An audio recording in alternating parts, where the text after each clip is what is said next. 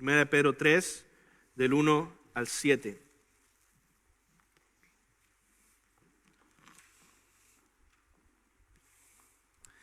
Dice así la palabra de Dios.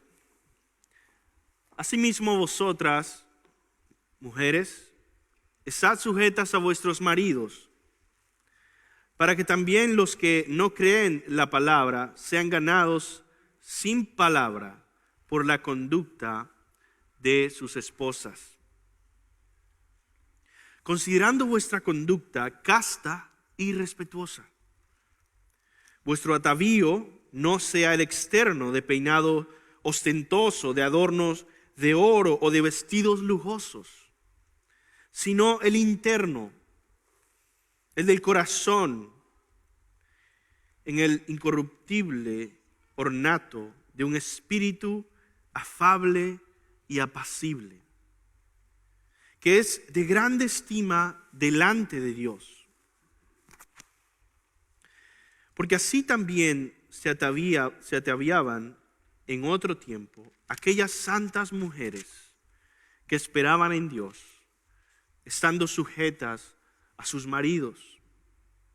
Como Sara obedecía a Abraham, llamándole Señor, de la cual vosotras habéis venido a ser hijas, si hacéis el bien sin temer ninguna amenaza. Vosotros maridos, igualmente, vivid con ellas sabiamente, dando honor a la mujer como a vaso más frágil y como a coherederas de la gracia de la vida, para que vuestras oraciones no sean de estorbo. Vamos a orar. Señor, te suplico en el nombre de Jesús, sé tú con nosotros mientras venimos ante tu palabra. Ministra nuestro corazón, que muchas veces puede ser duro y rebelarse contra ti, Señor. Pero que no sea así. Que renovemos nuestra mente con tu palabra. Que veamos la gloria y belleza de tu diseño para el matrimonio. Te lo pido en el nombre de Jesús. Amén.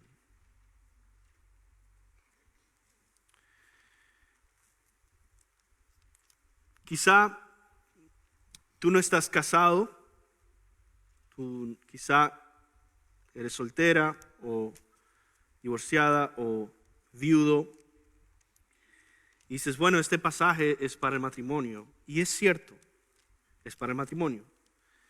Sin embargo, yo no quiero que tú pierdas la oportunidad de ser instruido por la palabra de Dios en todo. Esas instrucciones son importantes para todos los cristianos. Ya sea que estás soltero o soltera y quieres llegar a casarte, o ya sea que no deseas casarte, pero el Señor te ha mandado a ser discípulos y a instruir a otros que sí están casados o van a casarse. Por lo tanto, todos nosotros debemos tener la mente de Cristo en cuanto a todos estos temas para ser útiles. Ahora, vamos a ver el día de hoy nuestro pasaje recordando el contexto en el que está esta carta.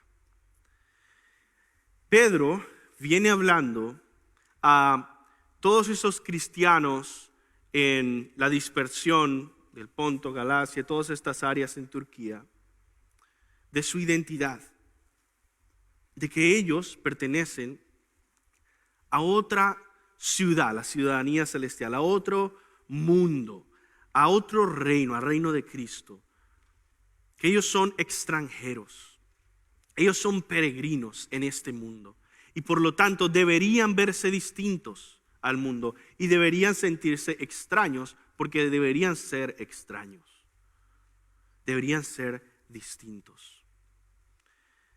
Una vez escuché un testimonio de salvación que me gustó mucho me comentó esta hermana que fue salva, joven, en un campamento de jóvenes, y el tema de ese campamento era que nosotros fuimos creados para otro mundo. Y esta persona dijo, wow, por eso yo no sentía que calaba en todo este mundo y que mi identidad estaba en otro lado y que Dios me había creado para otros propósitos y no el mundo y la sociedad caída y pecaminosa.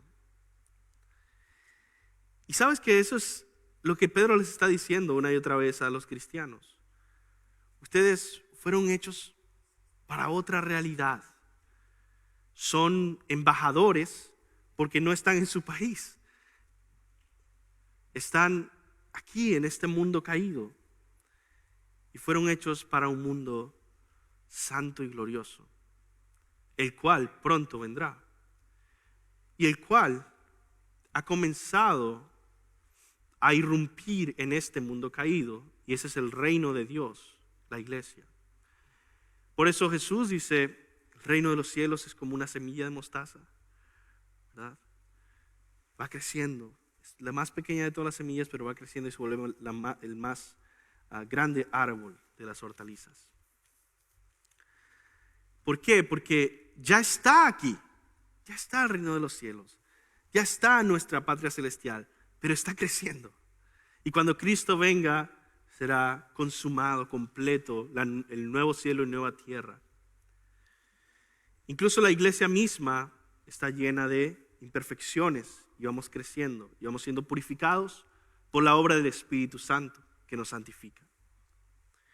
Pero en fin, el punto es que debemos mantener ese distintivo. Y por eso, el día de hoy, el apóstol Pedro aplica ese distintivo a un área específica, que es el matrimonio.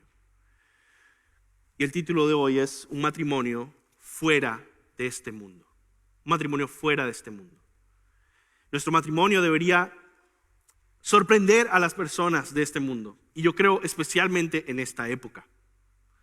Deberían decir, ¿qué cosa rara y extraña es esta? ¿Y por qué es tan glorioso? ¿Por qué se ve tan distinto? ¿Por qué hay tanto gozo y orden? ¿Por qué hay paz? ¿Por qué se ven floreciendo en vez de destruyéndose unos a otros? Vamos a explorar todo esto en este pasaje. Cómo ese matrimonio se ve fuera de este mundo, cómo se mantiene distintivo. Primero Pedro se enfoca en la esposa y después en el esposo.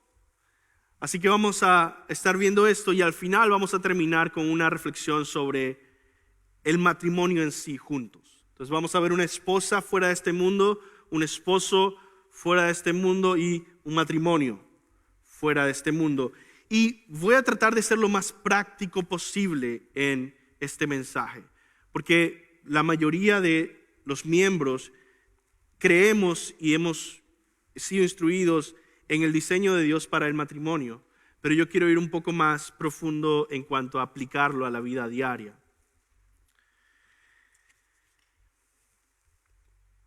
Vamos a ver el punto número 1, una esposa fuera de este mundo, versículo 1 al 6. El apóstol Pedro nos enseña aquí que una mujer cristiana que vive como peregrina y extranjera, como real sacerdocio y nación santa, como algo fuera de este mundo, se distingue por dos cosas que menciona el pasaje. Primero, su conducta sumisa. Y segundo, su belleza interna. Esas son las dos cosas que claramente Pedro menciona. Veamos estos versículos. Su conducta sumisa está en los versículos 1 al 2. Asimismo, vosotras mujeres, estad sujetas a vuestros maridos, para que también los que no creen la palabra sean ganados sin palabras por la conducta de sus esposas, considerando vuestra conducta casta y respetuosa. Ahora, hay algo interesante aquí en el griego, en esa parte de lo que habla de aquellos que no creen en la palabra, los maridos inconversos. Es decir, este pasaje, Pedro, es como si estuviera Pedro hablando a la iglesia y diciendo: esposas, obedezcan a sus esposos. Y de repente se acuerda, bueno, hay varias esposas que están casados con inconversos, con incrédulos. Y dice, bueno, el consejo que les estoy dando también aplica. No hay una excepción a esta área de casarse con un inconverso, porque el beneficio que produce al matrimonio una conducta respetuosa, casta y sumisa, también va a beneficiar a un matrimonio incluso con un inconverso. Y el beneficio va a ser distinto, es verdad, pero va a ser más beneficioso que una mujer rebelde y peleonera. Es interesante porque básicamente lo que está diciendo Pedro aquí es: mujeres, sean sujetas a sus maridos, porque incluso los que no creen la palabra podrán ser ganados sin palabra por las conductas de sus esposas. Es decir, su conducta es tan poderosa, tan influyente, tan fuera de este mundo y tan atractiva, que va a bendecir incluso a un no creyente que ve una conducta fuera de este mundo. ¿Por qué menciono esto? Porque no quiero que este pasaje se enfoque solamente en la excepción de mujeres casadas con no creyentes. Primeramente, él está hablando a la iglesia, un matrimonio de creyentes. Primeramente, si tú estás casado, si los dos son creyentes, si ustedes están casados, si son cristianos, ustedes tienen que ser los más ejemplares en esta área. Y las esposas con mucha más rapidez y convicción deben decir: yo voy a buscar crecer en esta área de una conducta respetuosa y sumisa. Y segundo, Pedro habla de la belleza interna. Esas son las dos cosas que él resalta de una mujer, una esposa fuera de este mundo. Versículo 3 dice: vuestro atavío, es decir, su vestido, es una palabra rara para forma de vestir, no sea el externo de peinados ostentosos, de adornos de oro o de vestidos lujosos, sino al interno, el del corazón, el incorruptible ornato. Ornato significa una decoración, es un ornato. Estén decoradas ¿con qué? Con una decoración incorruptible. ¿Cuál es esa? Un espíritu afable y apacible, que es de grande estima delante de Dios. Fíjense que Pedro pone un énfasis en quién es el que valora esto primeramente. Dios. ¿Por qué voy a buscar crecer como esposa en ese tipo de conducta? Porque Dios lo valora. Dice, en alta estima delante de Dios. Porque así también se ataviaban en otro tiempo aquellas santas mujeres que esperaban en Dios, estando sujetas a sus maridos. O sea, Pedro no está queriendo que busquemos el progreso hacia una sociedad en la que ya no hay un liderazgo en el hogar del hombre. No, más bien Pedro dice, sean sean como las antiguas mujeres, como Sara, que estaba sujeta a su marido, versículo 6, como Sara obedecía a Abraham, llamándole Señor. Y no porque Sara fuera colombiana. Siempre me da risa con los colombianos que dicen, Señor, Señor, señora. De la cual vosotras habéis venido a ser hijas, si hacéis el bien, sin temer ninguna amenaza. ¿Por qué Sara es un ejemplo de una mujer sumisa que es valiente y no teme una amenaza? Bueno, les digo rápidamente.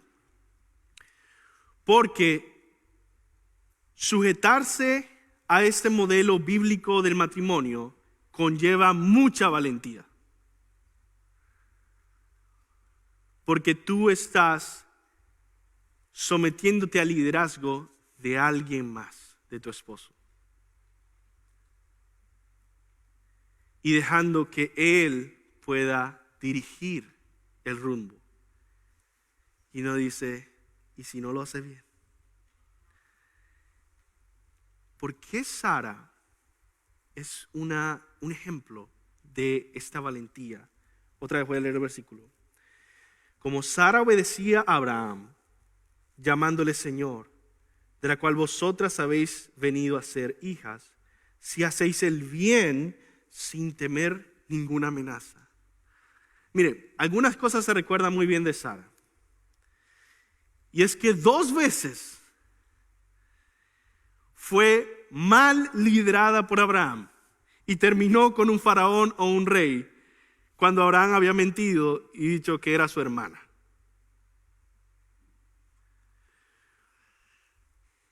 Y Sara fue obediente, dice. Y hay algo interesante cuando estuvimos estudiando Génesis de todo el tema de la providencia de Dios.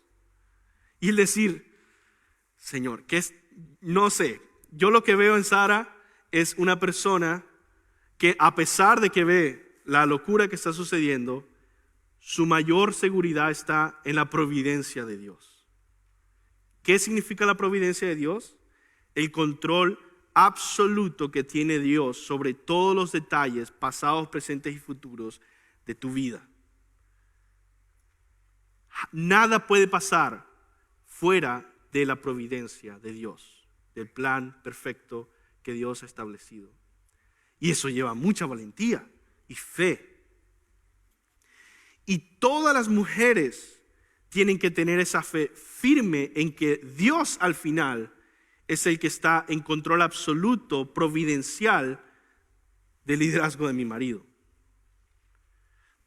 Y yo sé que vamos a ver ahora algunas excepciones, como que un marido esté guiándote hacia el pecado y tú tienes que decir no. Vamos a ver algunas cosas de eso. Pero primeramente quería ver la valentía que conlleva el de verdad seguir el modelo bíblico fuera de este mundo.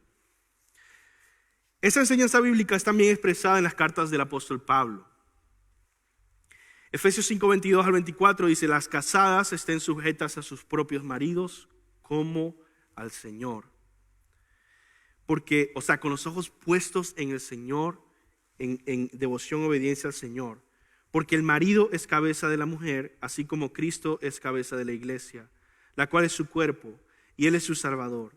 Así que como la iglesia está sujeta a Cristo, así también las casadas lo estén a sus maridos en todo. Si tú ves lo que Pablo está diciendo acá, es que hay un rol de la esposa que está conectado al evangelio y al entendimiento del evangelio y a la proclamación del evangelio. Así como estábamos viendo hace poco lo de Oseas, el profeta Oseas. Así el pueblo de Dios debe ser un pueblo que sigue la dirección de Dios.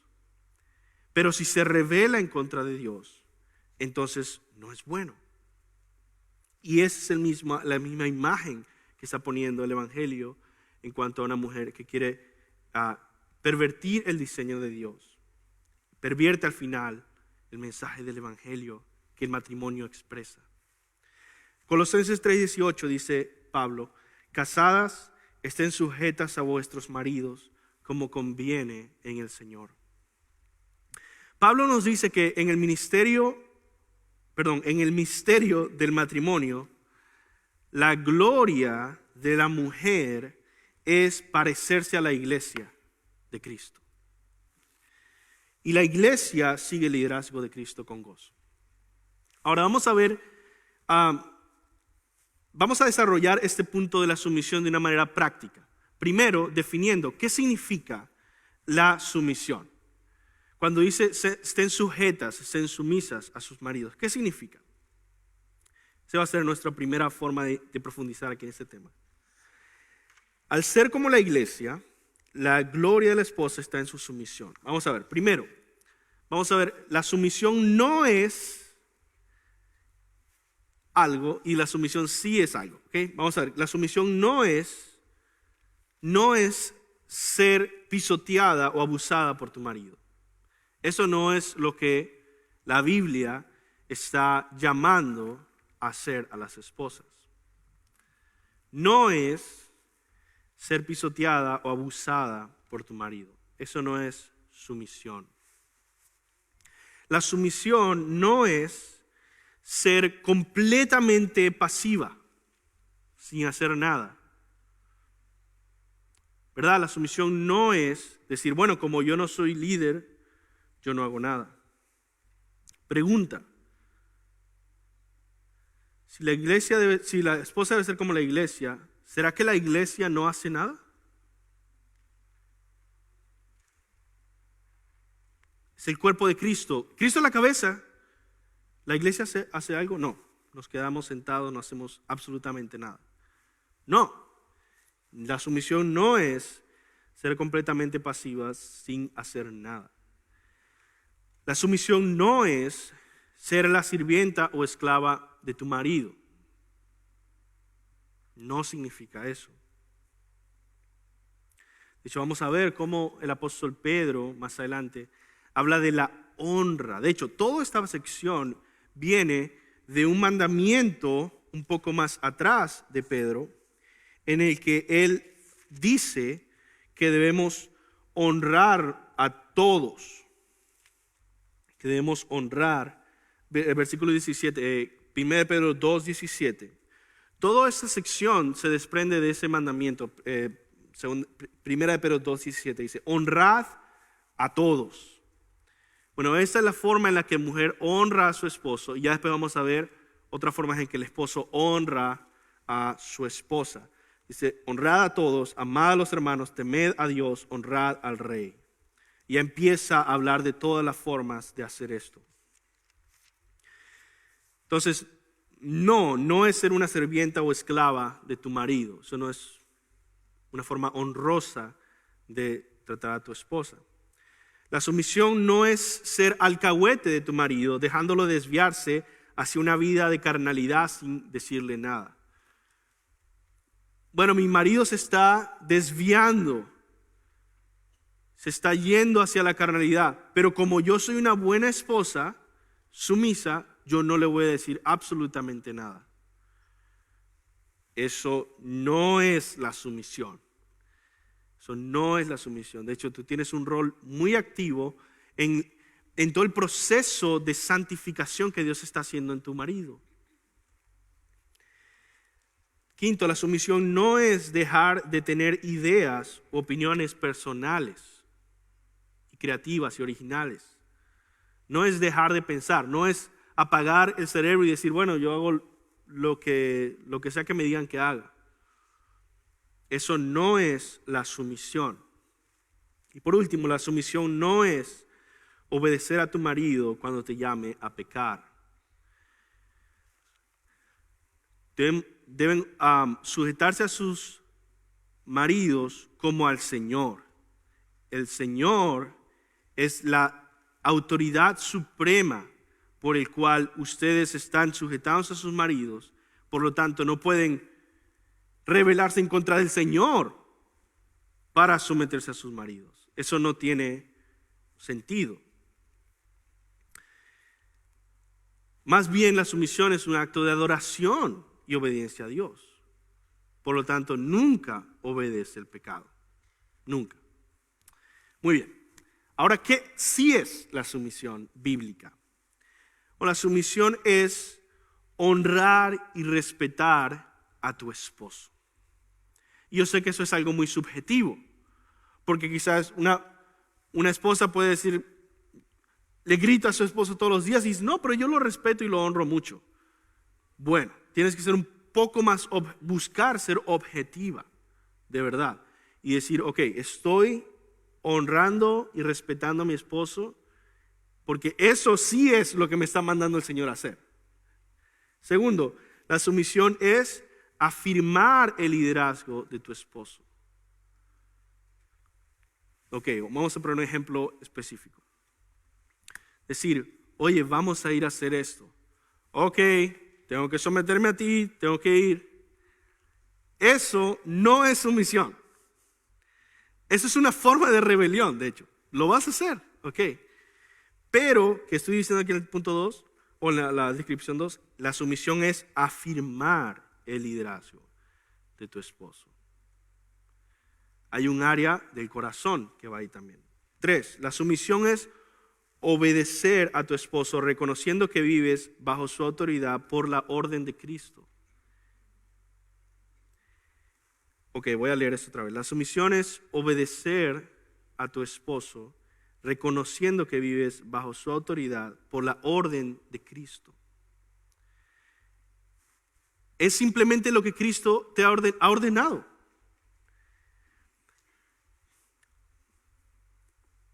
Vamos a poner un ejemplo para entender lo que está pasando acá en las Escrituras. Yo conozco familias que tienen 11 hijos. ¿No? 11 hijos. Hay una diferencia muy grande entre las edades, pero muchas veces entregan cierta autoridad temporal a alguno de ellos porque tienen que ir a hacer algo y decir, hey, presten atención al hermano mayor, vamos a estar fuera por 5 minutos, vamos a regresar.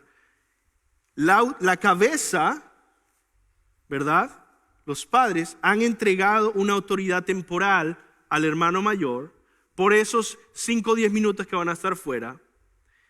¿Será por eso que el hermano mayor vale más que los demás hermanos? No. ¿Esperan los padres que se respete esa autoridad por esos 5 o 10 minutos? Sí. ¿Va a haber consecuencias y desobediencia si se desobedece y se rebelan contra la autoridad de ese hermano mayor? ¿Porque él es mi hermano? Sí. Entonces, otra vez, volviendo a eso, por la orden de Cristo en el matrimonio, que es algo muy temporal y momentáneo a la luz de la eternidad, si tú has decidido casarte o quieres casarte, Cristo ha ordenado por este periodo temporal que se llama matrimonio hasta que la muerte los separe. Cristo ha ordenado que tu marido es la autoridad. Entonces, la sumisión es obedecer a tu esposo reconociendo que vives bajo su autoridad por la orden de Cristo. Cuarto, la sumisión es usar tus dones para ayudar y contribuir a tu esposo y a todo el hogar para que crezcan en santidad. Esa es la diferencia de la pasividad. Entonces la sumisión no es pasividad, pero ¿qué es? Bueno, es actividad, es usar todos tus dones, desarrollar todas las habilidades posibles que un ser humano pueda desarrollar, florecer y prosperar en todas las áreas que puedas como mujer, para contribuir lo más posible a tu matrimonio y a tu hogar. Quinto, la sumisión es recibir gozosamente el liderazgo espiritual de tu esposo. Sexto, la sumisión es confiar en el llamado que Dios le ha dado a tu esposo de liderar. Y por último, la sumisión es descansar confiadamente en que tu marido lleve el peso principal de las responsabilidades del matrimonio y la familia. Un matrimonio bíblico, cristiano, fuera de este mundo, es un matrimonio en el que el esposo lleva el peso de la carga y la responsabilidad. Un matrimonio cristiano, bíblico, fuera de este mundo, es un matrimonio donde la esposa se siente ligera porque el peso lo está llevando su esposo. Y ella está confiando en el llamado que le ha dado, apoyando y afirmando, porque él sabe, tiene toda la carga de la responsabilidad. Y busca ayudar y contribuir. Cuando lleguemos al otro punto de los hombres, vamos a ver qué significa eso. ¿Qué significa eso para los hombres? Pero bueno, ya definimos qué es la sumisión. Segundo, ¿por qué cuesta tanto obedecer ese mandamiento? ¿Por qué cuesta tanto obedecer este mandamiento? Bueno, yo propongo 4 razones. Primero, estoy hablando a las esposas, obviamente, y a las mujeres. ¿Por qué es tan difícil pensar, tengo que someterme a mi esposo? ¿Por qué tengo que obedecer eso? Bueno, primero, porque esa tensión contra este mandamiento es un resultado directo de la caída de Eva, porque la Biblia dice que tiene el deseo de controlar al marido, Eva, y las hijas de Eva, en fin, la mujer. Voy a leer Génesis 3:16, es un buen versículo para memorizar, ¿no? Hay muchos versículos que son 3:16 en la Biblia, y aquí Génesis 3:16 nos dice básicamente cuál es la maldición hacia la mujer, o cuál es la consecuencia del pecado sobre la mujer. La Nueva Traducción Viviente, que interpreta un poco más el texto, lo pone bien claro y dice esto. Dios le dijo a la mujer, haré más agudo el dolor de tu embarazo y con dolor darás a luz y desearás controlar a tu marido. ¿Qué? Otra cosa, desearás controlar a tu marido. ¿Qué quiere? Tu deseo será para con tu marido. Tiene ese significado, desearás controlar a tu marido, pero él gobernará sobre ti. Eso dice Génesis 3:16 en la Nueva Traducción Viviente. Entonces, ¿por qué cuesta tanto obedecer ese mandamiento? Bueno, porque hay una tendencia de la naturaleza caída y pecaminosa. Hay una tendencia hacia desear controlar al marido. Pero la mujer cristiana ha sido libre de la esclavitud al pecado. Por lo tanto, no siempre va a ser una terrible carga. Con la santificación del Espíritu Santo, gracias a Dios, hay muchas esposas que dicen, a mí me encanta. Y eso es bueno. Segunda razón, ¿por qué uno debe someterse a un esposo? ¿Por qué cuesta tanto obedecer este mandamiento? Bueno, porque uno debe someterse a un esposo imperfecto y pecaminoso. Por eso cuesta, y le costaría a cualquiera. De hecho, todos, hombres y mujeres, saben lo que es someterse a un liderazgo imperfecto, porque cualquiera que ha tenido un trabajo, que ha tenido que ir bajo el liderazgo de alguien más, un ser humano X, el que sea, sabe que es un liderazgo imperfecto. Y uno dice, tengo que seguir a veces al líder que tengo, al jefe que tengo, con imperfecciones, ¿no? Por eso es difícil. Pero Santiago 3:2 dice, porque todos ofendemos muchas veces. Todos los esposos, todos ofendemos muchas veces. Si alguno no ofende en palabra, es varón perfecto, capaz también de refrenar todo el cuerpo. Tercera razón por la que es difícil, porque nuestra cultura nos ha discipulado con ideologías falsas desde que éramos niños. Hemos crecido inmersos en una cultura que va contrario a la Biblia. Y Pablo dice en Colosenses 2:8, cuídense de que nadie los cautive con la vana y engañosa filosofía que sigue tradiciones humanas, las que está de acuerdo con los principios de este mundo y no conforme a Cristo. Cuídense de esas vanas filosofías en las cuales ustedes han nacido y han crecido, y todos nosotros hemos sido instruidos desde niños con esta cultura, con ideologías contrarias a la palabra. Y por último, es difícil obedecer ese mandamiento porque se nos olvida poner nuestros ojos en Cristo. Si tú no pones tus ojos en Cristo, no vas a poder obedecer este diseño de Dios. Efesios 5:22 dice: las casadas estén sujetas a sus propios maridos como al Señor. Hay una referencia de una vez a los cielos, ¿no? Bueno, yo sigo este diseño bíblico mirando a Cristo cada momento, llenándome de Cristo en cada paso.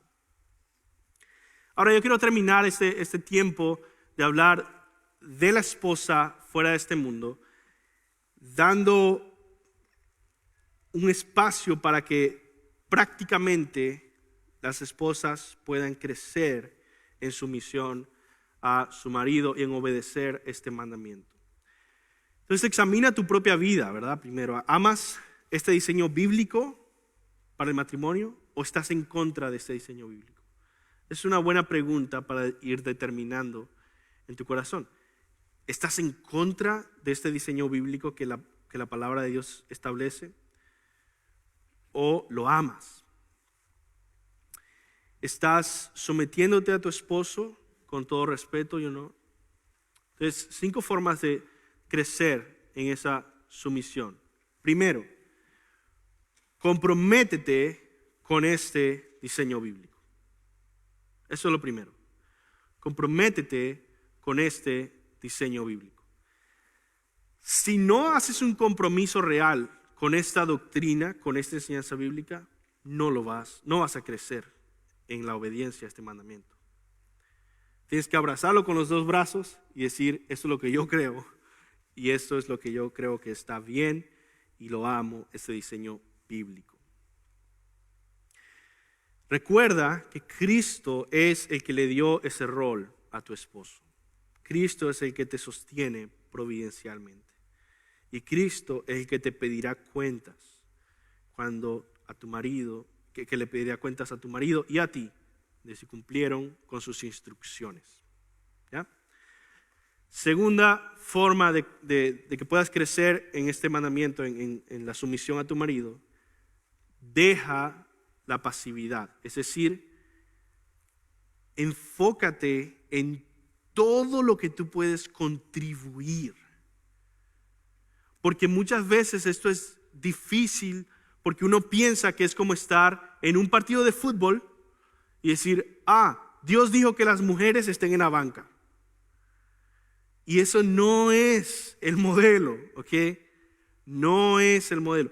Y por eso es pesado, porque dice: bueno, yo tengo que estar en la banca. Bueno, estoy siguiendo la obediencia, en obediencia al Señor. No, eso es pasividad.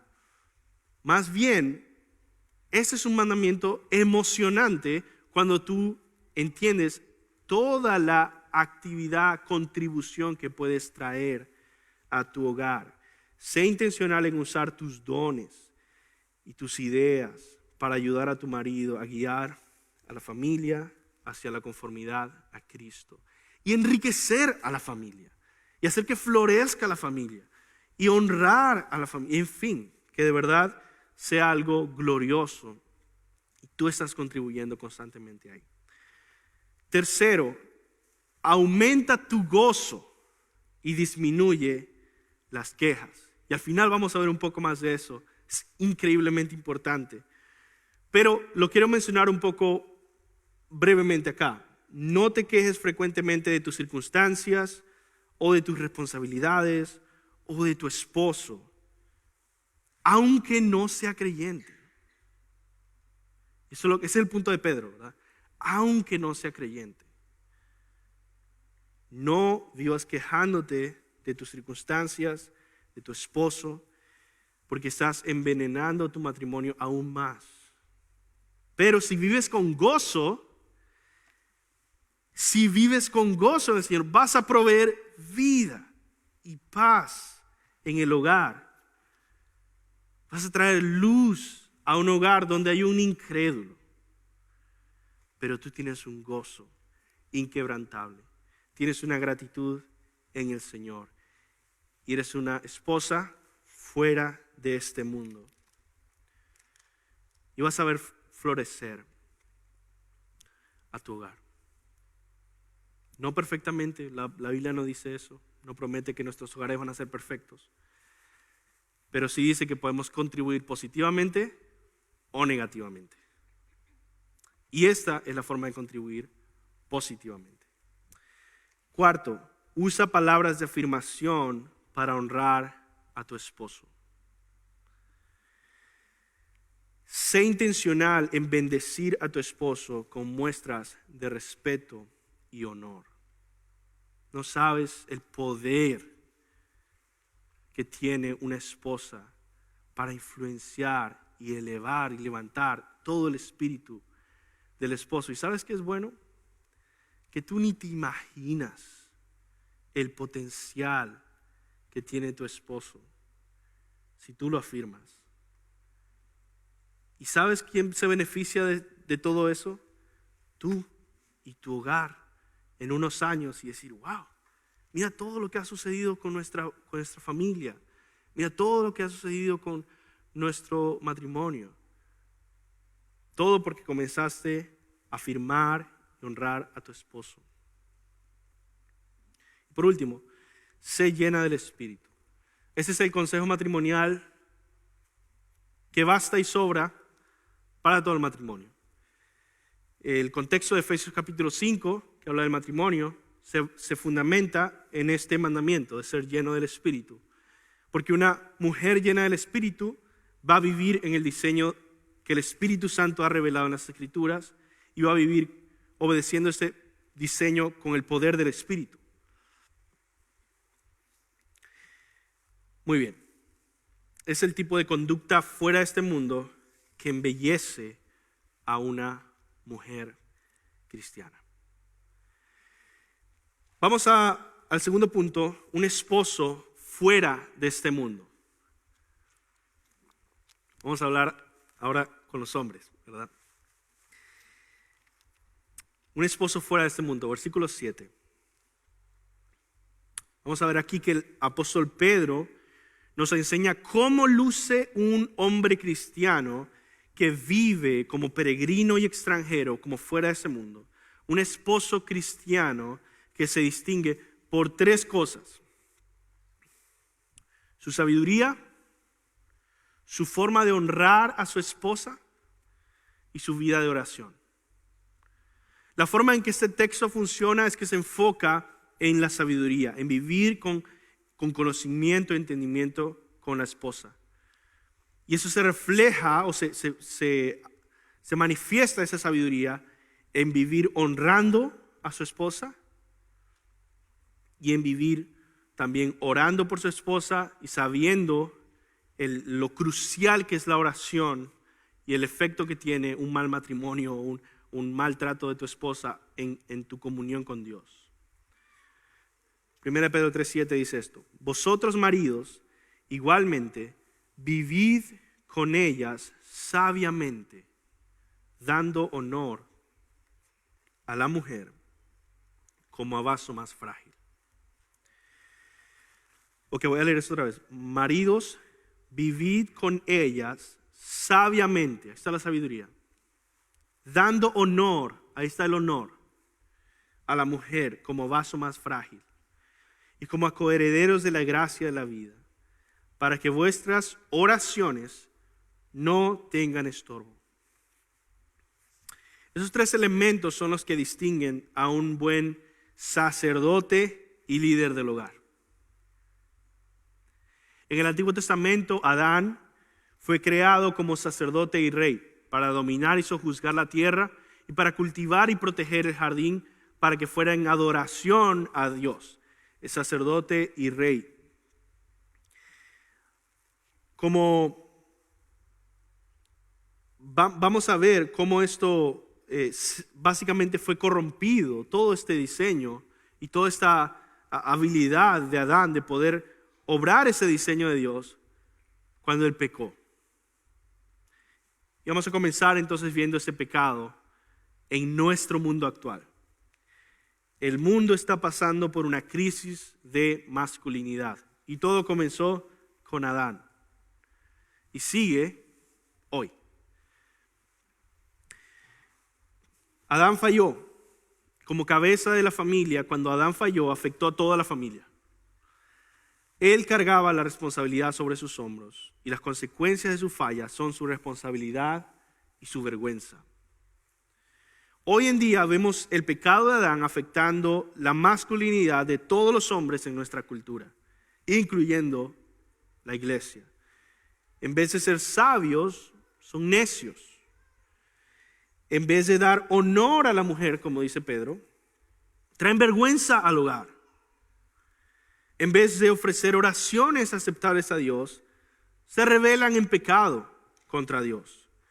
En otras palabras, los hombres han desertado su llamado bíblico original. Y por eso hay una crisis en nuestros días, una crisis de masculinidad, una crisis de lo que tus hijos, hombres, necesitan estar muy atentos y saber que existe esa crisis.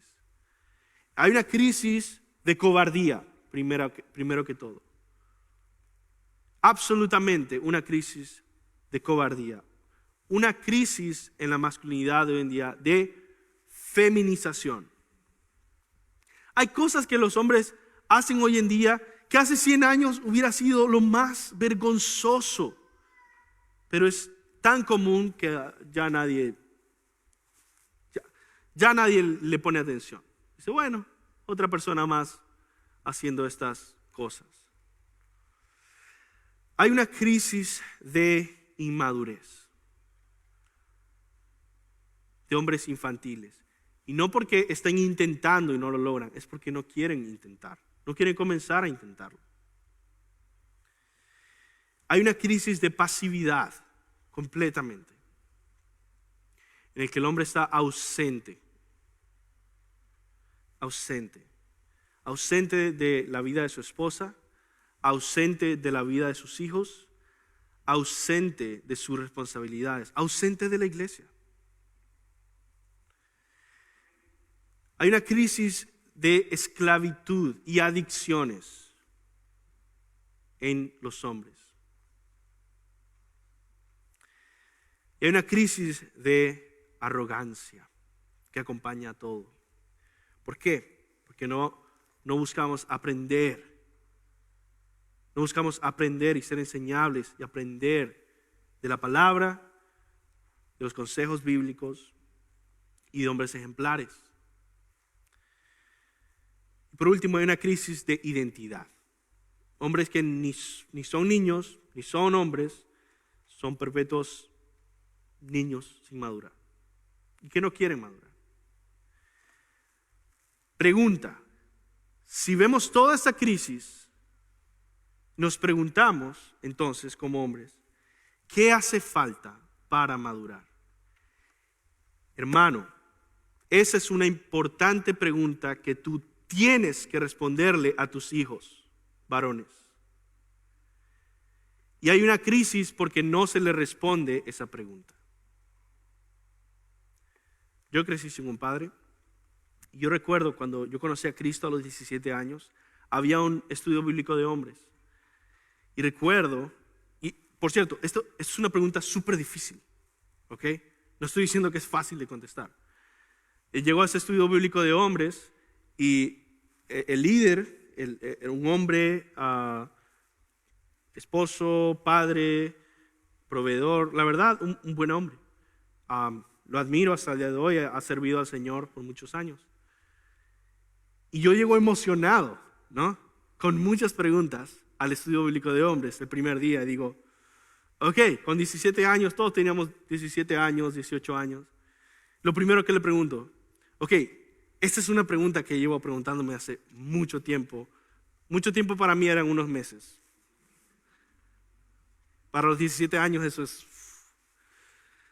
Mucho tiempo llevo haciéndome esta pregunta. ¿Qué significa ser un hombre? No qué significa nacer uno, no. Volverse. Es decir, la pregunta que estaba haciendo es, ¿qué hace falta para madurar? ¿Qué debo hacer? La cultura da muchas respuestas distintas.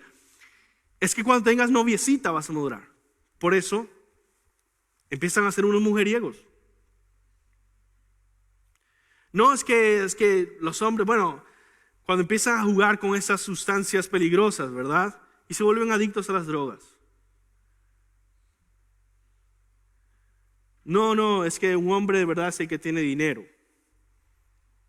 Y se entregan completamente al materialismo y siguen sin madurar. No han desarrollado su mente y su alma. Así que es una pregunta muy difícil de responder. Pero tú tienes que responderla a tus hijos. Y tienes que modelarla también. ¿Cómo podemos ser hombres según el diseño de Dios? ¿Qué hace falta para madurar? La respuesta es esta. Hace falta tomar sobre nuestros hombros todas las responsabilidades a las que Dios nos ha llamado. ¿Qué hace falta? ¿Cómo puedo llegar a ser un hombre? Debes tomar sobre tus hombros todas las responsabilidades a las que Dios te ha llamado. Quiere decir que yo no puedo volverme un hombre en un minuto o en una semana. Hay muchas responsabilidades que todavía no tenía en 17 años, pero por lo menos tengo un rumbo. Y el rumbo no es huir de esas responsabilidades, sino buscarlas y llevarlas y gozarme en el peso de todas las responsabilidades a las que Dios me ha llamado, comenzando por el liderazgo espiritual de nuestro propio hogar. La forma en que tú lideres tu hogar va a afectar la crianza de tus nietos y tus bisnietos y así hasta 500 años. Entonces vamos a comenzar hoy a tomar en nuestros hombros el peso de las responsabilidades a las que Dios nos ha llamado, comenzando por el matrimonio, que es el texto que tenemos aquí hoy.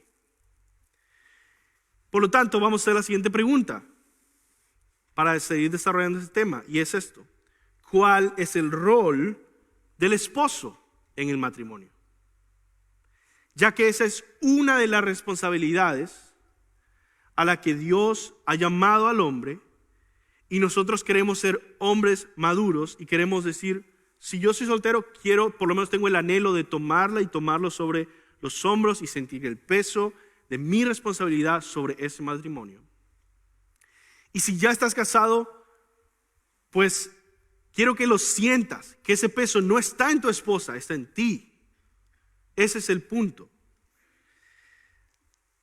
¿Cuál es entonces el rol del esposo en el matrimonio? Bueno, el rol del esposo cristiano en tu matrimonio se enfoca en liderar piadosa y sacrificialmente a tu familia hacia su bienestar y florecimiento espiritual. Voy a volver a decir eso. El rol de un esposo cristiano en su matrimonio se enfoca en liderar piadosa. ¿Qué significa piadosa? Bueno, hay una cierta específica forma de liderar. Piadoso, godly en inglés, parecido a Cristo, de una manera santa, piadoso. Y sacrificialmente. Quiere decir, no es, yo soy el líder y por lo tanto mando a la mujer a hacer todo. No, es sacrificialmente. Debo sentir que yo trabajo más en el hogar para el bienestar espiritual de la familia que mi esposa. Debo sentir que yo estoy siendo sacrificial y estoy sintiendo de verdad que yo llevo el peso de la responsabilidad. Entonces se enfoca en liderar piadosa y sacrificialmente a su familia hacia su bienestar. ¿Por qué puse bienestar? Muy importante esto. No, el liderazgo bíblico que se está presentando acá no se enfoca en que tu esposa lea la Biblia solamente. Estás llevando el peso de ver a tu esposa florecer en todas las áreas de su vida, como ser humano, como mujer, como madre, como miembro de su iglesia, en todo. Tú quieres esforzarte e invertir en hacer de esa mujer la mujer más bienaventurada, que se sienta apoyada, que se sienta impulsada, que se sienta equipada, en otras palabras, liderada, piadosa y sacrificialmente, hacia su bienestar y florecimiento espiritual. Tal como Cristo hizo con la iglesia, Efesios 5:25, esposos amen a sus esposas, así como Cristo amó a la iglesia y se entregó por ella para hacerla santa. El esposo está llamado a ser un líder piadoso y sacrificial para su esposa e hijos. Él debe ser el responsable de todo lo que sucede en la familia. Y voy a explicar esto. ¿Qué significa ser el responsable de todo lo que sucede en la familia? Si tus hijos están descarriados, si tu esposa está desviándose, si tu hogar está en crisis, todo es tu responsabilidad, aunque no todo sea tu culpa. Eres responsable de toda la condición de tu familia, aunque no seas culpable de cada uno de sus pecados. La responsabilidad sigue estando en tus hombros. Y por lo tanto, como tú eres responsable, tú debes liderar a tu familia hacia una solución. Hacia una solución. Porque es tu responsabilidad. Y tú tienes que rendir cuentas por eso. Otra vez, la Biblia hace mucho este juego entre el matrimonio y la iglesia. Mucho. Y hay cosas importantes que debemos aprender ahí. Si esta iglesia comienza a ser un completo desastre y empieza a surgir toda clase de carnalidad, yo no soy culpable del pecado de cada uno de ustedes, pero yo soy responsable por la iglesia. Y como yo soy responsable, debo buscar una solución. Porque si yo no busco la solución, ¿quién la va a buscar? Yo soy el responsable. Ese es el punto con el matrimonio. No es que toda la culpa siempre es del esposo, pero toda la responsabilidad en última instancia sí lo es. Y por eso él debe velar y supervisar y esforzarse por el bienestar continuo de su esposa y de sus hijos.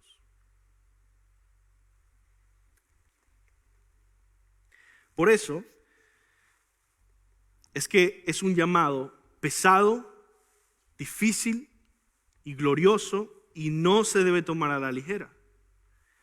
El rol de un esposo cristiano en su matrimonio se enfoca en liderar piadoso y sacrificialmente a su familia hacia su bienestar y florecimiento en todas las áreas de su vida, especialmente en el área espiritual. Por lo tanto, hermanos, miren esta visión de lo que significa ser un esposo cristiano. Y pregúntenme si un niño de 16 años va a decir, yo quiero casarme ya porque yo soy cristiano y quiero tener esa novia. ¿Por qué? ¿Por qué es tan fácil para las personas decir, yo estoy listo?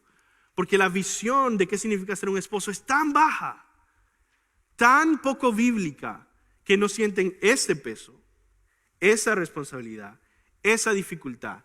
Y si no sientes ese peso y esa dificultad, ¿sabes qué va a pasar? No vas a depender de Dios. Porque el peso de este llamado debe ser tan pesado sobre nuestros hombros que nos lleva constantemente a quebrantarnos ante el Señor en dependencia de Él, en oración y suplicar, Señor, obra en mi esposa, obra en mis hijos, obra en mi familia, porque es demasiado pesado para un mero mortal. ¿Qué significa entonces liderar piadoso y sacrificialmente? Voy a dar una lista larga. Liderar significa abrazar todo el peso de la responsabilidad con gozo. Liderar significa dirigir a tu esposa e hijos con cuidado y sabiduría, como un pastor con sus ovejas. Incluye establecer el rumbo porque van caminando. Yo sé que se ha hablado demasiado de que liderar simplemente significa servir, pero eso no es cierto. Incluye servir, pero la forma en la que tú estás sirviendo, estás dando el servicio de liderar, lo cual es importante y necesario. Y si tú no lo haces, no hay liderazgo. ¿Y quién está ofreciendo ese servicio? Nadie, porque tú dices, es que liderar es servir. Y nadie está ofreciendo el servicio de liderar en esa familia. Liderar significa amar y sacrificarlo todo para el bienestar de tu esposa, especialmente su bienestar espiritual. Dios te ha dado ese ministerio sacrificial. Eres un misionero enfocado en bendecir a tu esposa e hijos. Así que, hombre, tu gloria está en tu sacrificio amoroso por tu esposa. Cuarto, liderar significa buscar la santificación de tu esposa e hijos. Liderar significa también, quinto, ser ejemplo. Y ahí es cuando empieza a ponerse mucho más difícil, ¿verdad? Porque no lideramos solo con instrucciones, pero con el ejemplo. Es que yo quiero que la familia ore más. Bueno, yo debo orar más. Es que quiero que la familia sea como más bíblica. Bueno, yo debo ser más bíblico. Y por eso es que este llamado santifica al matrimonio. Y la palabra de Dios construye un matrimonio sólido. Liderar también significa, sexto, servir y trabajar todos los días con diligencia. Eso significa liderar en tu hogar. Es trabajar todos los días con diligencia. 7. Liderar significa proveer y proteger. Hombre, somos responsables, ¿verdad?, por sustentar y cuidar las necesidades de nuestras esposas y nuestros hijos. Liderar significa entregarte completamente a tu llamado divino de bendecir a tu familia. ¿Cómo puedes entonces, para culminar este punto, cómo puedes mejorar en este liderazgo de tu esposa? Quiero dejarte con 3 consejos en el que puedes mejorar, que podemos todos. Sinceramente, nunca vamos a decir ya llegamos, ¿no? Ya llegamos a la meta, ¿no? Cumplimos ya toda la visión. Pero todos los días debemos pensar, ¿cómo yo puedo mejorar? ¿Cómo yo puedo crecer en obedecer mi llamado? Bueno, esas son 3 cosas en las que puedes enfocarte esta semana, este mes, este año. Y decir, quiero mejorar en mi llamado de ser esposo. Primero, les doy los 3. Primero, sé un buen líder. Segundo, sé un buen sacerdote. Y tercero, sé un buen amante. Primero, sé un buen líder. Estudia la palabra diariamente y crece en sabiduría bíblica. Si tú ves las lecciones de liderazgo que vemos en la Biblia de los reyes y todas las personas que lideraban en Israel, un mandato del Señor que tenían que leer la palabra todos los días. La ley del Señor. Tenían que hacer una copia a ellos mismos de la ley. Los reyes de Israel. Si vas a llevar el peso de la responsabilidad de liderar, debes estudiar la palabra diariamente y crecer en sabiduría bíblica. Segundo, sé humilde y sabio.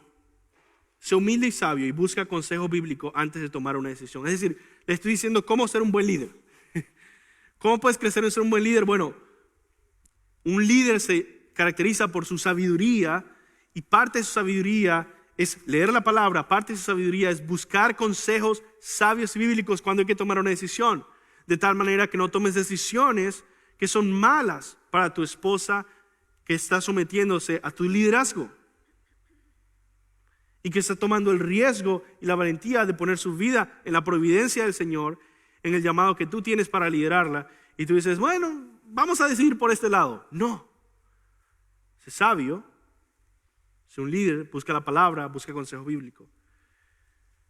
También como líder mejora en la comunicación con tu esposa. Conoce a tu esposa, conversa con tu esposa.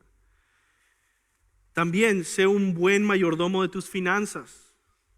Eso es un buen liderazgo también. No seas materialista solamente.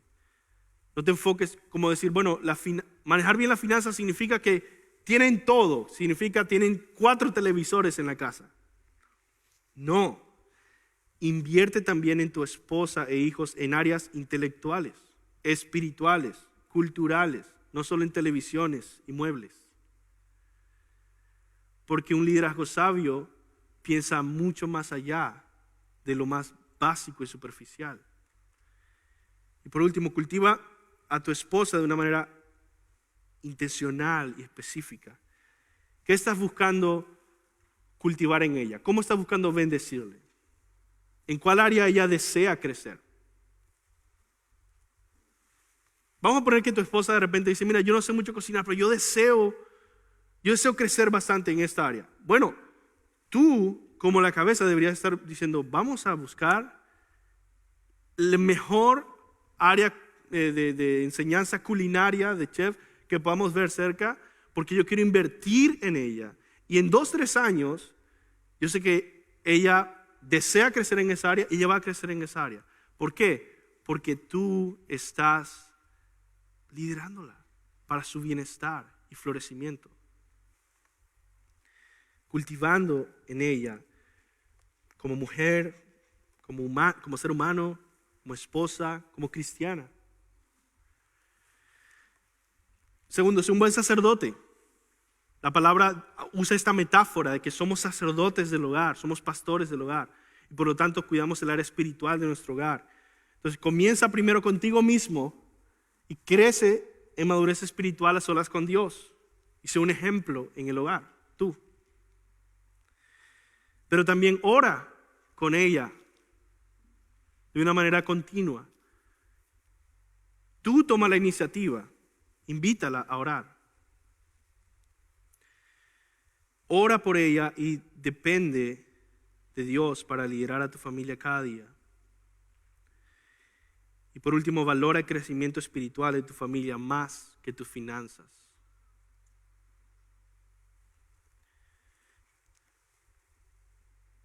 Simplemente quiero decir, hermanos, debería avergonzar,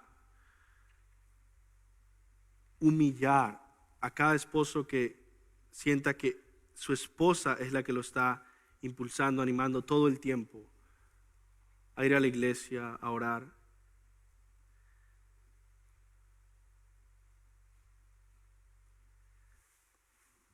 ¿Cómo se supone que eso está cumpliendo con tu llamado de ser el sacerdote del hogar?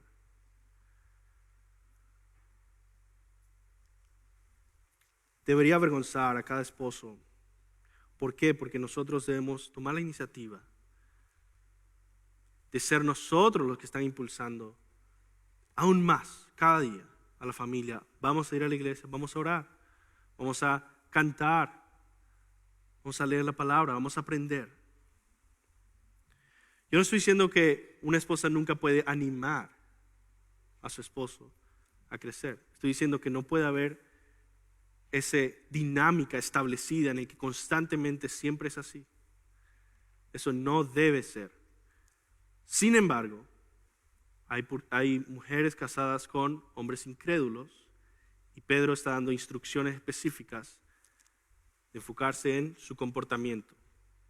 No en reprender a tu esposo incrédulo, sino en un comportamiento tan sumiso, glorioso, honorable, que tu esposo llega a un momento en el que te pregunta, por la esperanza que hay en ti, como dice Pedro en este mismo capítulo, y tú puedas compartir el evangelio.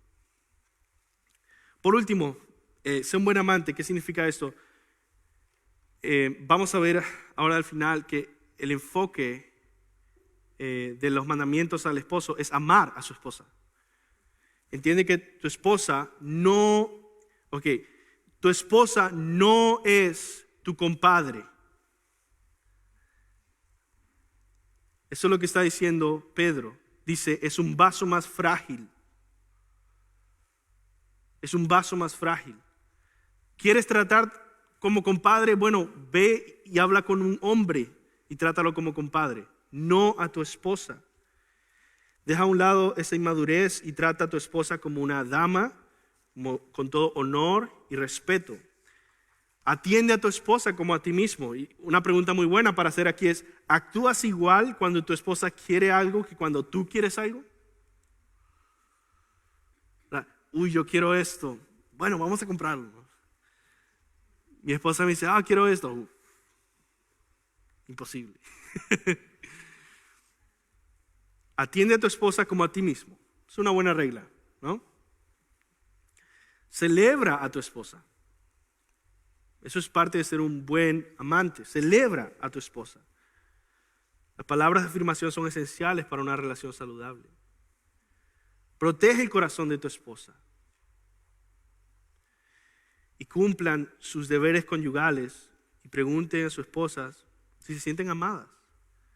¿Y cómo pueden ustedes crecer en detalles de afecto?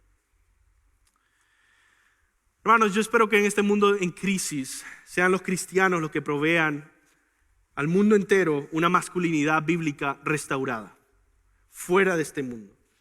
Líderes sabios, esposos que traen honra sobre sus esposas y pastores del hogar que oran constantemente. No existe nada parecido a este tipo de matrimonio cristocéntrico en ninguna otra religión o ningún otro sistema de pensamiento, porque es fuera de este mundo y pertenece al evangelio de Jesucristo. Quiero terminar este tiempo con un consejo final. Punto número 3, un matrimonio fuera de este mundo, juntos. Ya vimos la esposa, ya vimos el esposo, juntos, este matrimonio. Eso es muy importante y por eso quería dejarlo al final. Una sola cosa es lo que voy a decir. Usando los principios que nos enseña el apóstol Pedro, yo quiero que terminemos reflexionando en este último principio, y es este. Los esposos prosperan, florecen cuando son respetados, y las esposas prosperan o florecen cuando son amadas. Efesios 5:33 dice, por lo demás, cada uno de vosotros ame también a su mujer como a sí mismo, y la mujer respete a su marido. Esto dice la palabra de Dios.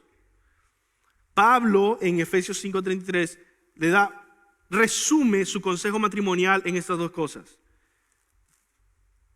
Pero hay algo increíble aquí, y es porque esas dos cosas,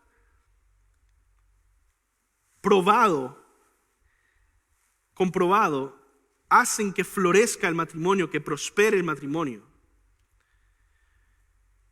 Respeta a tu marido y él va a prosperar. Ama a tu esposa, ella va a prosperar.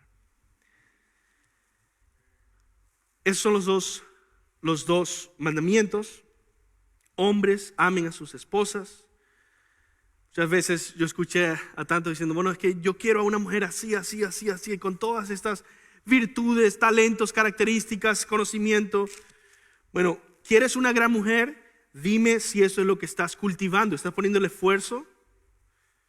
Gálatas 6:7 nos enseña, no se engañen, de Dios nadie se burla, cada uno cosecha lo que siembra. Tú estás menospreciando y descuidando a tu esposa y dices, yo quiero una esposa llena de virtudes. Tú la descuidas. Entonces no te quejes de tu esposa, invierte en ella. Tómala en tus manos como un buen pastor y trabaja día y noche para que prospere en todas las áreas de su vida. Ámala ora por ella, impúlsala a crecer y vela florecer con gozo. Debemos ser nosotros los que más oramos e impulsamos a nuestras esposas. Ahora, mujeres, respeten a sus maridos. ¿Quieres cultivar a un marido derrotado y pasivo? Aquí hay algunos consejos bíblicos para hacer la vida imposible a tu marido. Proverbios 21:9.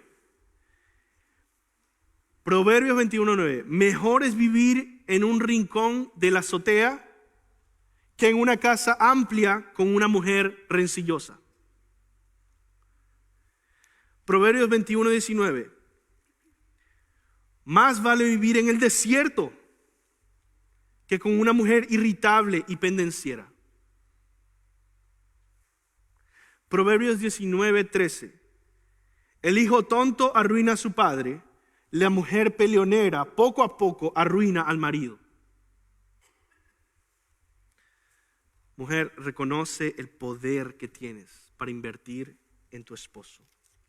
Lo que más, y se los digo hermanos, ha sido una bendición para mí ver que esta sabiduría de la palabra de Dios de verdad hace un cambio real en los matrimonios.